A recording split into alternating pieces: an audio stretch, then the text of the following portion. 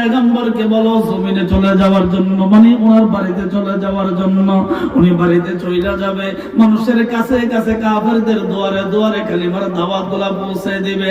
আল্লাহ নবী যায় আর গায়ের ভিতরে জ্বর উঠে যায়। বাড়িতে যাইয়া ঘরের ভিতরে ডাক দিলেন, খাদিজা, খাদিজা রে, ও খাদিজা, আর দেরি করো না, তাড়াতাড়ি করো, আমার একটা কম্বল দাও আমার গায়ের ভিতরে দেওয়ার জন্য, আমার কিন্তু জ্বর উঠে গেছে। আল্লাহ নবীর চেহারার দিকে তাকাইয়া আমাদের আম্মা খাদিজাতুল কুবরা ডাক দেখো, নবী গো ভয় পাইছেন নাকি? হঠাৎ করে গায়ের ভিতরে যে জ্বর আসলো।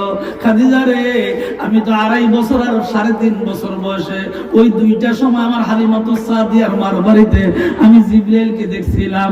একবার দেখছিলাম 2.5 বছর বয়সে, আর একবার দেখছিলাম 3.5 বছর বয়সে। ও খাদিজা, জিবরাইল ওই সময় যেই শুরুতে আসছিল, আজকে গুহার ভিতরে এই